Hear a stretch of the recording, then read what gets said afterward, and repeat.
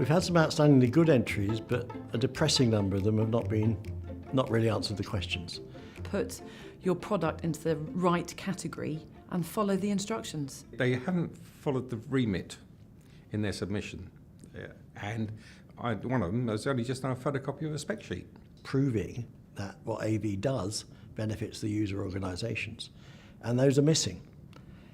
It's an issue that really just doesn't seem to go away.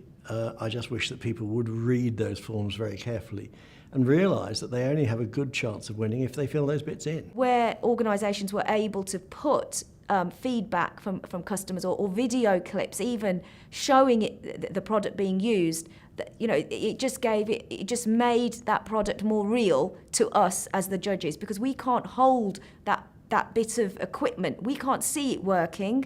We're going from paper and maybe a photograph and maybe a video clip. Our entries are sort of short and woefully inadequate and don't even bother to answer the question. And secondly, they can just try and grind you down with detail, and they'll put in an encyclopedic entry, which is impossible in the time that we've got to really find down on the real merits of the individual case. The biggest thing you can do is that you can do wrong is to provide a load of marketing blurb, a photocopy of a spec sheet. That doesn't constitute a product entry. Completely ignoring everything that's being asked for very specifically in the award criteria and on the form, and not providing any substantive data, just providing a load of bland marketing statements. That's always a complete waste of time for us.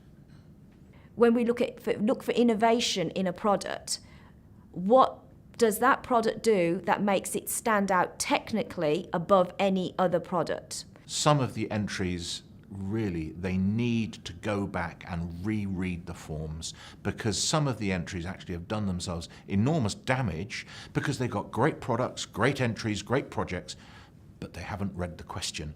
And for some of them, they've been almost disqualified simply because they haven't answered all the questions. Please read the form. If you just send in a press release, if you send in an account of one part of a project rather than the whole project, you're not going to do yourselves any favours. We don't want 30 pages of writing, but we don't want a single A4. We want more. We want what it says on the tin. If it says 200 words, do 200 words. If it says 1,000 words, do 1,000 words. And give details of what you're supposed to be giving. You're supposed to be giving facts and figures about how your company's doing. Do it. If you're supposed to be telling us how your marketing is doing, tell us. Nowhere did it mention who the client was, who the audience was, or what the objective of the whole exercise was. Technically and creatively, great stuff. The rest of it, if it had been included, might have made it a winner.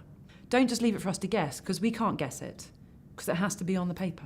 Where a vendor has just taken the entry and just dropped their marketing spiel into it. This isn't a marketing exercise. This isn't, can you write the best marketing paper?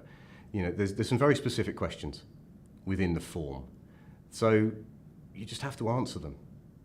It is as simple as that. And those are the bad entries. It's the ones that haven't taken the 3-4 questions that we're asking as key questions and just answer them clearly so that a judge can look at it and say, have they done that? Innovation is actually real.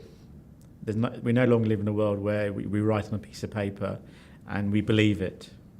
So we want to be given examples. We want to be given, who's adopted it.